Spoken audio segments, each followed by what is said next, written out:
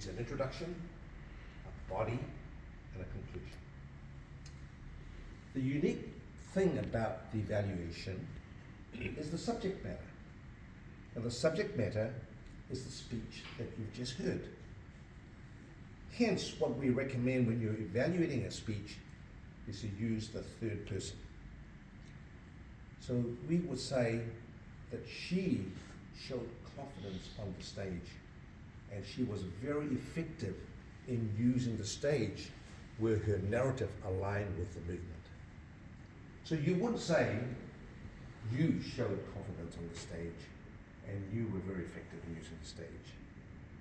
And the reason we use the third person is because the evaluation, while acknowledging the speaker, is directed to everyone in the audience. The evaluation is for the benefit not only of the speaker, but for the audience and how they could improve their public speaking. So for a beginning evaluation, we would normally say that you should start your introduction with talking about the type of speech you're evaluating. Because remember, we say evaluate according to the objective. So you need to signal to the audience the type of speech that you're evaluating. So it could be a speech to inform, or a speech to entertain, or a speech to inspire, or a speech to persuade. So the evaluator needs to signal that and perhaps sum up the very essence of the speech. So I would say, thank you, Mary, for your speech that inspired us to join Toastmasters. Mary's personal story touched me, and her call to action has now prompted me to go and get other people to join Toastmasters. So you knew right away it was an inspirational speech and what it was about and how she's actually motivating you to do something about it. So you could say also, I want to thank Mary for entertaining us with the antics of her first 2 weeks at Massey University, and you knew it was going to be a humorous speech, and you evaluate it accordingly. The next thing we do with evaluations, and we tell this to all our new Toastmasters, is that we use the CRC framework. Commendations, recommendations, commendations. Well, I don't really know where that comes from, because if you look at the judges' guidelines and ballot sheet, nowhere does it say CRC. And given that you've only got 3 minutes, and at most 3 minutes and 30 seconds, I believe that if you have standout commendations, well-deserved standout commendations, and valuable recommendations that's going to enhance the speech, you will not have time to give another commendation after the 2 C's that I suggest and the 2 R's that I suggest, with an introduction and a conclusion. So my suggestion is after the introduction, you focus on the 2 C's. And I'd like these 2 C's commendations to be well-deserved commendations. It's just not there because you like the person, but they've got to be something that you've got to look for that stood out in the speech. What was it about the speech that stood out? Was it the storytelling aspect that connected with your heart, and therefore she could then move to giving you some research statistics that then connected with her head? You want something that's different, that really stands out, rather than, I thought it was a very interesting speech. Well, I think we need to lift our game, and we need to do more than these sort of vanilla, nice, kind of wokey statements. So something that's valuable, that stands out. Likewise, when you give the recommendations, I suggest the recommendations need to be substantive. You should improve your vocal variety. Well, I think when you make the comment, you should raise your voice at that particular part of the speech so that it enhances the value of the speech for the speaker and for the whole audience. So what are the sort of things that you talk about when you're evaluating speech? And you could talk about the contents of the speech, or the delivery of the speech. On the content of the speech, you could talk about the selection of the topic. Was it a subject that was of interest to the audience? Remember, before you write your speech, you know the audience. So it's got to be something that is of value to the audience and that they will take away and they'll remember. Was the message in the speech clear?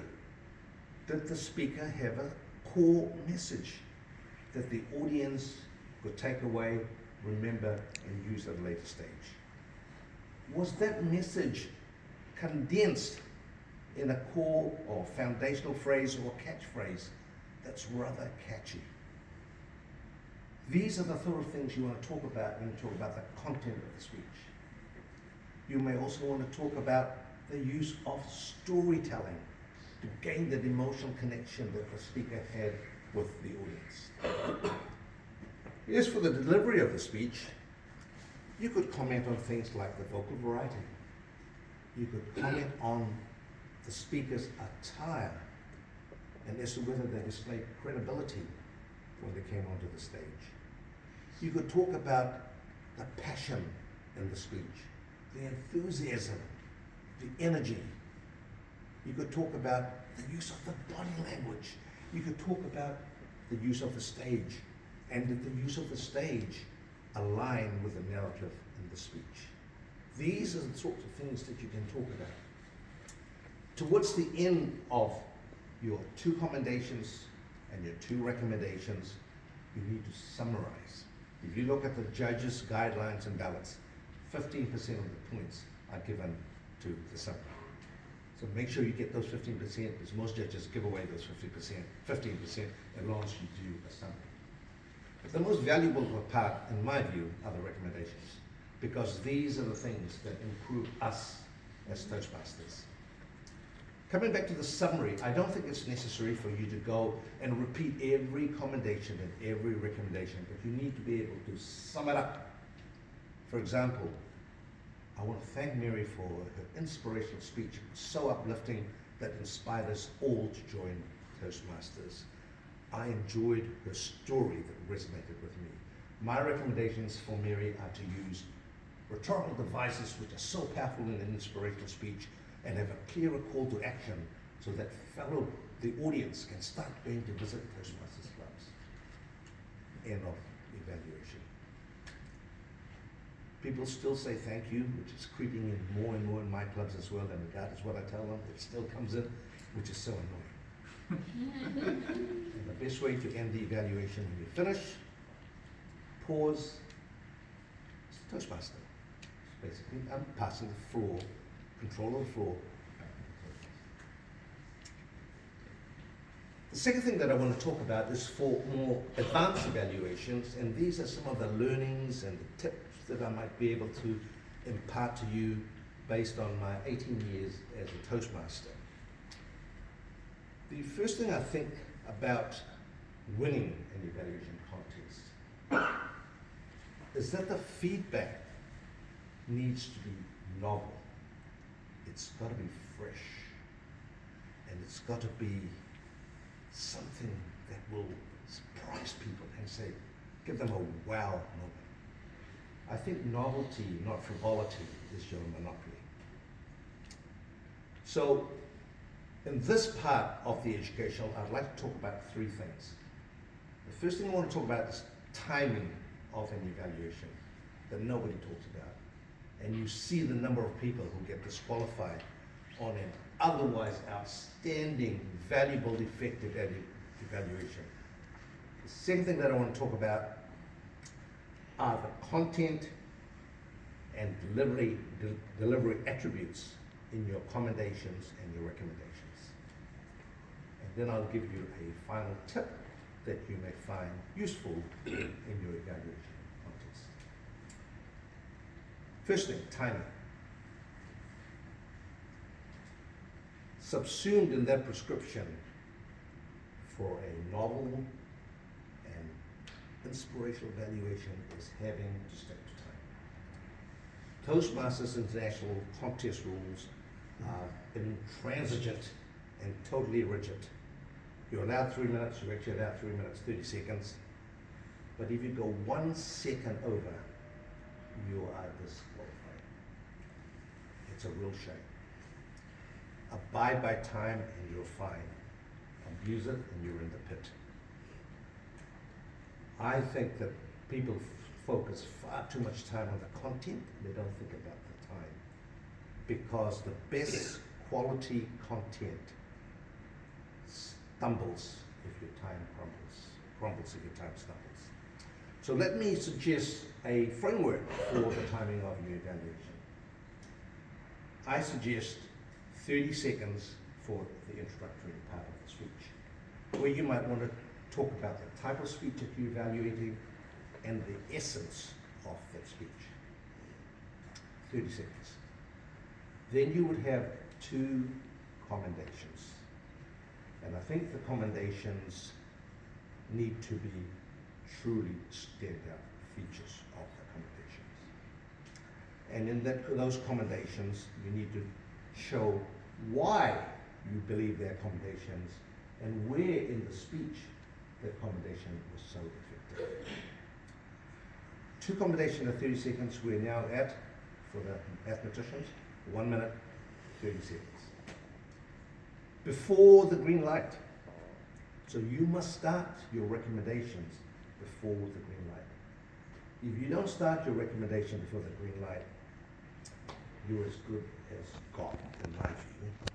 You see so many people see the orange light pops up and then they're in a panic. I haven't done my recommendations yet. And why do they get themselves in that position? It's because it's easy to give commendations. It's easy to be the nice guy in the room, to say all these pleasant things, even though a lot of it is mundane and vanilla and fairly straightforward.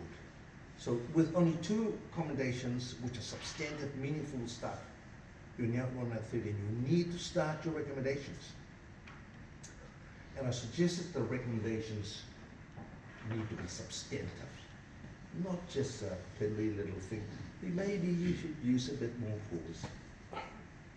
Maybe you should say, at that particular part of the speech, pausing is important. Pausing is not only important, but it needs to be a pregnant pause. Let the audience stay in suspense, because that's the effective part of the speech. Demonstrate it. So you are now 2 recommendations, and generally the recommendations may be a little bit more than 30 seconds each, because that is, if you look at the judge's guide and ballot form, that's where the value is. And as Toastmasters in the audience, that's where the value is in the recommendations. So here we are now getting to 2 minutes, 30 seconds, getting close to the red light. It's time to sum up. Don't think about coming up with another commendation. Nowhere in the form does it say that. So start to sum up. And in the summing up, make sure you hit the key points of the commendation and the key points of the recommendations. End it. The problem I've seen with a lot of evaluations is that Toastmasters tend to fluff around a lot. They tend to use a lot of weasel word. They tend to apologize for what they're going to say, all of which add no value. And what it does, it takes up time. So, timing wise, 30 minutes introduction, 2 by 30 minutes commendations, 2 by 30 minutes recommendations, seconds, I beg your pardon, and 30 seconds summary, all of which should be 3 minutes. Add a bit of leeway, you'll be going to about 3 minutes 30. I don't talk about disqualification at 1 minute, below 1 minute 30, because in a contest, you've got experienced Toastmasters who are going to be maximizing the time up to 3 minutes 30 seconds. And I'm sure that a number of you would have gone to, like myself, 3 minutes 20.